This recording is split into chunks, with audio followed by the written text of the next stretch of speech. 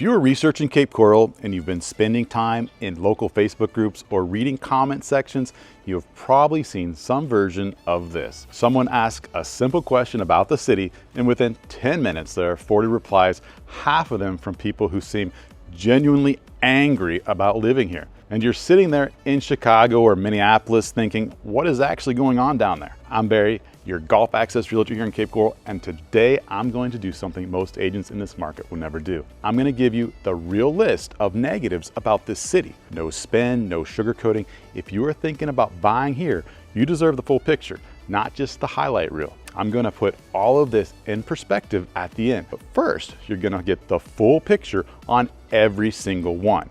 Let's get into it. Here's how I'm going to do this. I'm going to go through every legitimate negative I know about Cape Coral from living and working here every day. And at the end, I'm going to give you the context that ties it all together. Not to talk you into anything, because context is what separates a well-informed decision from a regrettable one. Let's start with the most obvious one. The summer here is brutal. June, July, August, and September in Cape Coral are hot, humid, and wet. We're talking daily highs in the low to mid 90s with heat index values that can push past 105 degrees. The humidity is real. It does not feel like Phoenix dry heat. It feels like a warm, wet towel wrapped around your face every time you walk outside. And the bugs, if you've not lived in Southwest Florida, you're not fully prepared for what summer bugs look like here. Mosquitoes, no-see-ums, palmetto bugs, and love bugs twice a year. It is part of life here, and people who stay year-round get used to it. But it is a legitimate adjustment if you are coming from the Midwest. The honest reality is that summer is when a lot of part-time residents go back north. And that is not a coincidence. The people who love Cape Coral the most tend to be here October through May and somewhere cooler the rest of the time. Now, if you're thinking about this as a second home or a snowbird property, the summer climate is not really your problem. If you are planning to live here 12 months a year, go in with clear eyes on what July actually feels like. Cape Coral sits on a peninsula on the Gulf Coast of Florida. That is one of the most hurricane-exposed positions in the country. Hurricane Ian in September 2022 was a direct hit on Lee County as a Category 4 storm. The damage here was significant and the recovery has taken years. Some areas of the city are still showing evidence of that storm today. Now, that's not something to minimize, it is something to plan for. And I'm going to give you the full picture on what smart buyers do about this risk when I bring it all together at the end of this video.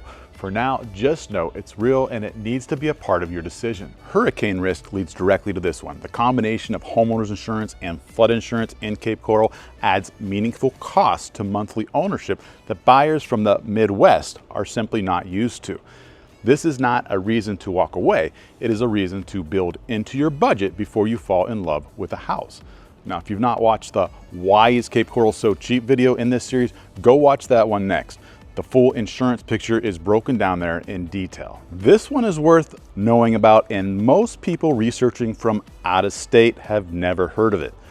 The Mid-Hawthorne Aquifer is the primary water source for private well users in northeastern Cape Coral. We're talking about the water coming out of every tap in those homes, not just the irrigation system. In April 2025, it hit record low levels. The cause is straightforward. The city has grown 40% in population over the past 15 years, and the aquifer simply has not been able to keep up. The recharge area is 50 miles away in DeSoto County, and water takes decades to travel that far underground. Only about 4 feet of water replenishes that aquifer each year, compared to a historical average of 13 to 15 feet. The math stopped working in the city's favor a long time ago. At its worst, the South Florida Water Management District put complete irrigation bans in place for private well users in a roughly 10 square mile area of northeastern part of the city, with drinking water being prioritized as the primary concern. For residents in that zone dependent on a private well, this is not a minor inconvenience. It is a fundamental question about their water supply. And here is the part that catches a lot of buyers completely off guard.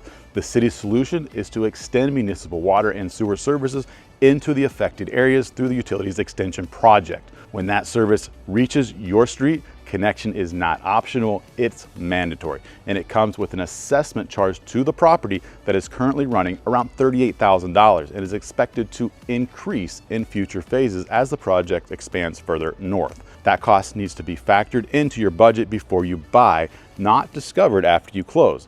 There's important context on this one, and I will cover it fully at the end of this video.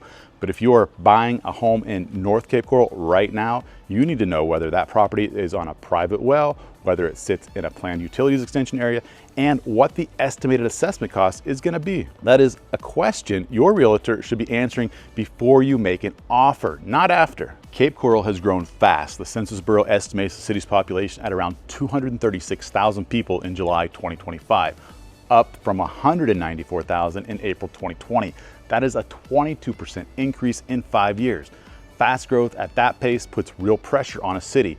Roads that were designed for a smaller population are handling more cars. Public safety staffing has to keep up with more residents across 120 square miles. Schools, utilities, and city services are all absorbing demand that the infrastructure was not originally built to handle at this scale.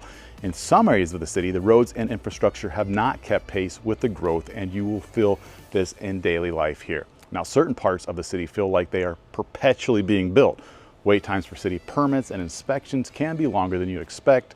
This is the reality of a fast-growing city that is building its infrastructure in real time rather than having it fully in place before the people arrive. This one is harder to quantify than insurance costs or aquifer levels, but it is just as real.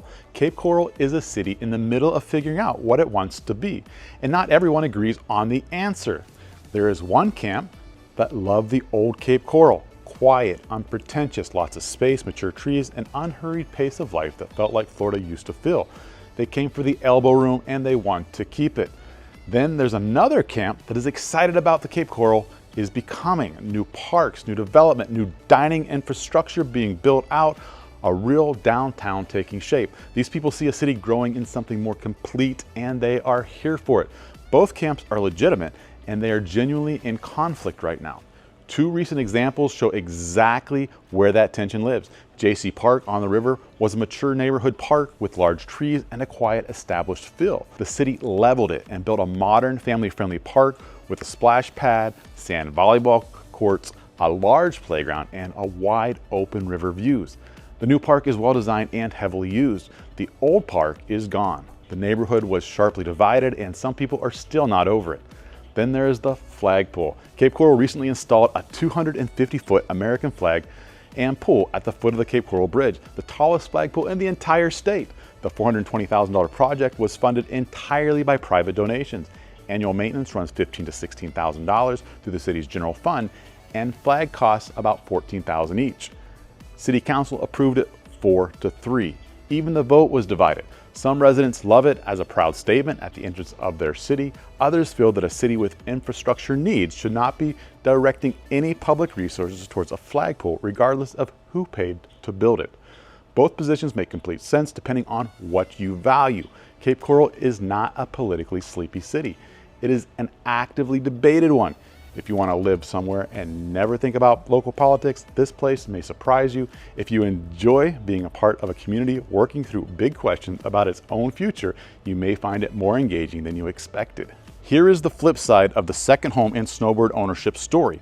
The same people who keep this market vibrant and active from October through May also make the city noticeably more crowded during these months. Winter season in Cape Coral is beautiful. The weather is perfect, but season also means more traffic on the roads and bridges, longer waits at restaurants, busier medical offices and specialist schedules, and real competition for contractors, service providers, and appointments of all kinds. Now, if you need a plumber in February, you are competing with every seasonal resident who also needs one. For full-time residents, this is a real quality of life consideration. It is manageable and most people adapt their routines around it. But if you are used to walking into a restaurant on a Saturday night in January without a reservation, Cape Coral in season will be an adjustment. Cape Coral is 120 miles of low-density development with a limited number of bridges connecting it to the rest of Lee County. Getting from the north part of the city to the south takes time. Getting anywhere outside Cape Coral takes more time. Fort Myers Beach, one of the most popular destinations for people living here, is a 25-minute drive or more from downtown Cape Coral, depending on where you are and what time of day it is. During peak season, the bridges back up. There is no Costco in Cape Coral. We have a Sam's Club and a BJ's. The nearest Costco is in Fort Myers and it requires crossing a bridge. It sounds minor until it doesn't. Cape Coral is also not a walkable city. Sidewalks are limited in many neighborhoods. If you are used to walking to a coffee shop or a restaurant from your house, this is not that kind of place. You are in your car for most of what you do here. If you're planning to relocate here and work locally, the job market in Cape Coral in Lee County is worth researching carefully. The economy here is heavily weighted towards hospitality, tourism, healthcare, and real estate related services. If you work remotely or are approaching retirement, this is not really your concern. Now, if you are a specialized professional who needs a deep local job market, do that homework before you make the move. The opportunities here are thinner and the compensation ranges reflect a regional economy rather than a national one. Cape Coral is a city that has grown faster than its processes in some areas. Permitting takes longer than you'd expect. City projects run behind. The yacht club area is the most visible example. It was heavily damaged by Hurricane Ian in September 2022. The full construction and redevelopment of that waterfront destination is still working through the process years later. Now, if you are coming from a city where things get done quickly, the pace of municipal progress here can be a bit frustrating. People who love Cape Coral tend to develop patience with the process because they understand what they are getting in return. People who never develop that patience tend to be the loudest voices in the comments section. Cape Coral is home to several protected species, and if you are buying a vacant lot or planning any construction, this is something you need to understand up front. The burrowing owl is the official city bird of Cape Coral. There are over 3,500 documented owl burrows in the city, and in 2025, a census counted more than 7,000 individual owls. They are a state-threatened species and their burrows are legally protected. Gopher tortoises and bald eagles carry similar protections with their own permitting requirements. Here's the misconception I want to clear up. You can build on a lot that has a burrowing owl burrow. It is not a permanent stop, but it adds process. If a burrow sits on your construction footprint, you need a Florida Fish and Wildlife permit to relocate it, and that process can take up to 90 days. Now, nesting season runs February 15th through July 10th, and during that window, if there are eggs or flightless young present, work in that area cannot proceed. These are not insurmountable obstacles, but they are real timelines that need to be factored into any construction or redevelopment project. All right, this is the full list. 11 negatives, every single one of them real. Now, here is the perspective I promised you. On the hurricane risk, homes built to current Florida building codes with impact windows, reinforced roofing systems, and whole home generators perform dramatically differently in a storm than older pre-code construction. The buyers I work with who sleep well during hurricane season bought homes that were built or rebuilt to handle what this coast can deliver. The risk is real, the mitigation is equally real.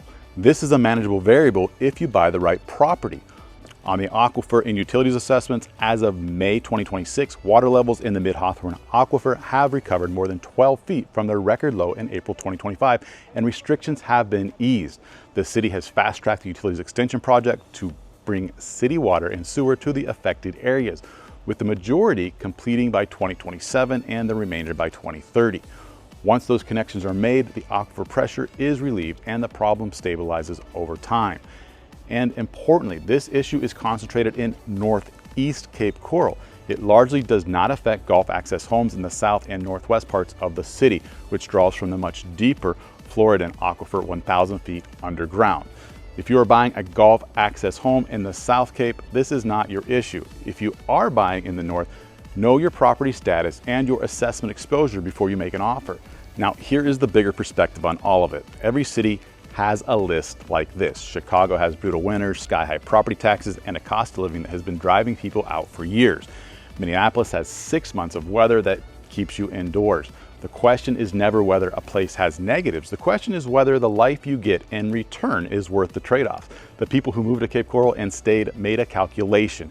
Year-round boating, 270 days of sunshine, a waterfront lifestyle at a price point that does not exist anywhere else on the Gulf Coast. A city that is growing, building, and becoming more complete every year. They decided that was worth the insurance costs, the summer heat, the bridges, and the fact that the nearest Costco requires a short drive. Spend 5 minutes in any Cape Coral Facebook group and you will find people who are loudly unhappy. What you will also find, if you look a little deeper, is a much larger and much quieter group of people who moved here planted roots, and would not trade it for anything. And then there are the burrowing owls. Cape Coral has the largest population of burrowing owls of any city in the state of Florida. More than 7,000 of them counted in 2025 alone. These little birds live in the ground, on vacant lots, and front yards all over the city. They have been named the official city bird. People here genuinely love them. They volunteer to protect their burrows. They hold festivals for them. I've had clients tell me the first time they pulled into their new Cape Coral neighborhood and saw a burrowing owl perched on the mailbox watching them arrive, they knew they had made the right call. Those owls always welcome you home. Cape Coral is not perfect, nowhere is, but for the right person with the right property and clear understanding of what they're signing up for, it is pretty close. Now, if you want to talk through what buying here actually looks like for your specific situation, I do complimentary strategy calls. A lot of people who found this video the same way you did have had that conversation with me. Midwesterners with the same questions you have right now who wanted straight answers before making a move this big. Some of them bought here, some decided it was not the right fit. Either way, they walked away knowing exactly where they stood. The link to book is right below this video. It takes about 30 seconds to grab a time. Text or email works too if you prefer to reach out directly first. If Cape Coral is on your radar, that call is the most useful 30 minutes you will spend on this decision. I'm Barry Cessna. Go ahead and book that call.